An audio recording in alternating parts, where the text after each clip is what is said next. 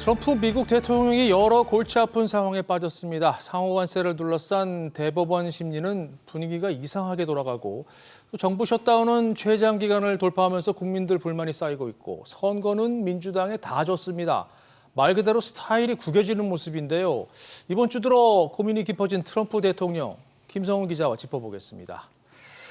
자, 김 기자 먼저 상호 관세부터 좀 보죠. 보수 성향의 대법관들이 많아서 트럼프 대통령이 별 문제 없을 것으로 봤는데 이게 막상 변론이 시작되니까 시장 분위기, 그러니까 예상 밖의 분위기가 좀 흐르고 있는 것 같아요.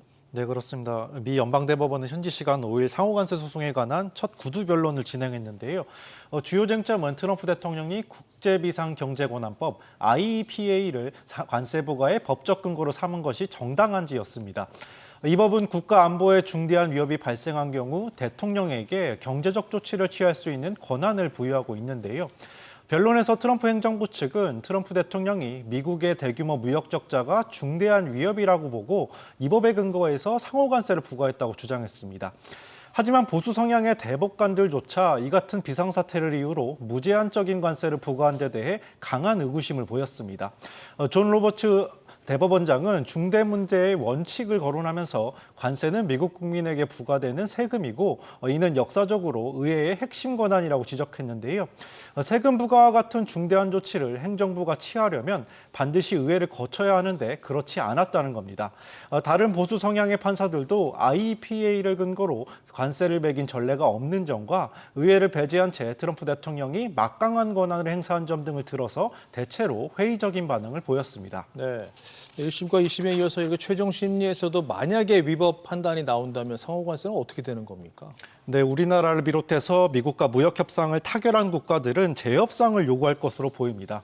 무엇보다 미국 정부는 그간 걷어들인 관세 수입을 토해내야 할 것으로 보이는데요. 앞서 트럼프 대통령은 패소하면 이미 받은 돈을 기업들에게 돌려줘야 할 것이라고 언급하기도 했습니다. 트럼프 행정부는 환급해야 할 관세 규모가 1,000억 달러, 우리 돈 약 144조 원이 넘을 것으로 예상하고 있습니다. 뉴욕타임즈는 이미 징수한 관세를 환급하는 것은 대공황과 유사한 경제적 파탄과 무역 협상 중단, 그리고 외교적 난관으로 이어질 수 있다고 지적했습니다. 그렇군요. 그래서 결론은 언제쯤 나오고 어떤 판단이 나올 것으로 예상되나요? 네, 대법원에서 판결 확정까지 통상 6개월 이상 걸리는데 관세 소송은 사안이 중대한 만큼 앞으로 몇 주 내에 판단이 나올 것이란 관측이 많습니다. 전체 9명의 대법관 가운데 보수 성향이 6명이라 트럼프 대통령은 뒤집기를 기대해 왔는데요. 전해드린 대로 보수 성향의 판사들까지 회의적인 입장을 밝힌 상황이라 결론은 알 수 없습니다. 트럼프 대통령은 이번 주 변론에 대해 굉장히 잘했다고 평가하면서도 패소한다면 미국의 파괴적인 결과가 될 것이라고 말했습니다. 그러면서 대안은 마련해야 할 것이라고 생각한다고 덧붙였는데요. 트럼프 행정부는 패소하더라도 무역법 301조 등 다른 법을 활용한 플랜 B를 가동해서 관세 정책을 이어가겠다는 방침입니다. 네. 결과가 귀추가 주목이 되는군요. 자, 그리고 트럼프 대통령의 다음 골칫거리 연방정부 셧다운으로 넘어가 보죠. 이거 해결의 실마리가 현재로선 보이지 않습니다. 네, 그렇습니다. 지난달 1일부터 시작돼서 한 달 넘게 이어지고 있는데요. 트럼프 행정부 일기 때인 2018년에 세운 최장 기록 35일을 이번 주에 갈아치웠습니다. 공화당에선 올해 정부의 지출 수준을 유지하는 임시 예산안을 먼저 처리하고 이후에 내년도 예산안 논의를 이어가자는 입장인데 민주당은 오바마 케어 보조금 연장과 저소득층 의료보험인 메디케이드 예산 복원 등을 예산안에 포함시켜야 한다며 여전히 맞서고 있습니다. 지난 4일까지 미 상원에선 임시 예산안 처리를 두고 14차례나 이제 표결이 진행됐지만 민주당의 반대 속에 번번이 부결됐습니다. 예, 셧다운이 길어지면서 지금 혼란도 커지고 있는 상황이죠. 네, 맞습니다. 당장 미국인들의 중요한 이동수단인 항공기 운항이 차질을 빚고 있습니다. 앞서 미 교통부 장관은 셧다운이 더 길어지면 대혼란과 무더기 항공편 지연 그리고 대규모 결항 사태를 보게 될 것이라고 우려했는데요. 실제로 7일부터 주요 40개 공항의 항공편 운항을 10% 줄이는 조치가 단행됐습니다. 현재 항공관 관제사 13,000여 명이 필수 인력으로 분류돼서 무급으로 일하고 있는데 피로가 쌓이면서 관제사들이 결근하거나 휴가를 가는 경우가 늘고 있기 때문입니다.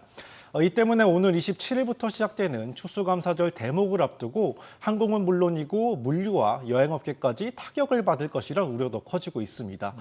저소득층도 어려움을 겪고 있는데요. 푸드 스탬프로 알려진 미국 내 취약계층 4,200만 명의 식비 지원 프로그램도 예산 문제를 겪으면서 지원 규모가 절반 수준으로 줄었습니다. 네, 말씀하신 부분 외에도 경제적 충격이 상당할 것 같은데요.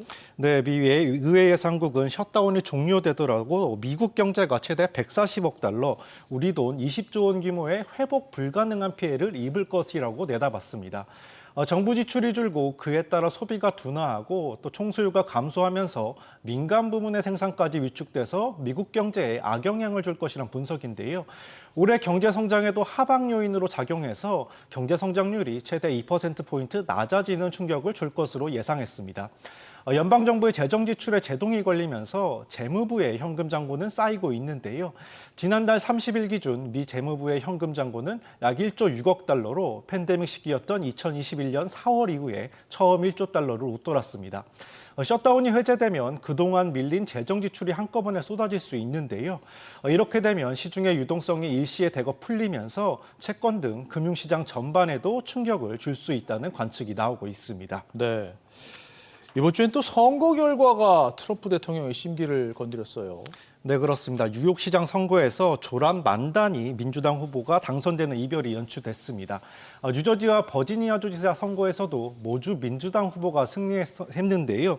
현지 언론들은 셧다운 속에 치러진 이번 선거 결과를 두고 트럼프 대통령의 연방정부 구조조정과 대규모 예산 삭감 정책에 대한 중간 심판이라고 평가하고 있습니다. 도이체방크는 공화당이 선거 패배를 간과하기 힘들 것이라면서 셧다운 사태에 양당이 타협할 가능성이 높아졌다고 봤는데요. 셧다운 장기화로 악화된 민심이 트럼프 행정부와 여당인 공화당에 부담이 되고 있기 때문입니다. 트럼프 행정부의 여론조사 지지율이 30%대로 낮아진 가운데 후반부 국정 운영에 중요한 내년 11월 중간선거까지 셧다운 파장을 우려해야 하는 처지라는 겁니다. 트럼프 대통령은 민주당은 일본의 가미카제 조종사 같다, 또 필요하다면 나라까지 무너뜨릴 것이라면서 셧다운의 책임을 계속 민주당에 돌리고 있는데요. 그러면서도 공화당 의원들에는 우리가 필리버스터를 종결하지 않는다면 민주당이 중간선거도 또 다음 대선도 이길 가능성이 훨씬 커진다면서 의결 방식을 바꿔서라도 셧다운 사태를 끝낼 것을 촉구하고 있는 상황입니다. 그렇군요. 알겠습니다. 김성훈 기자 잘 들었습니다.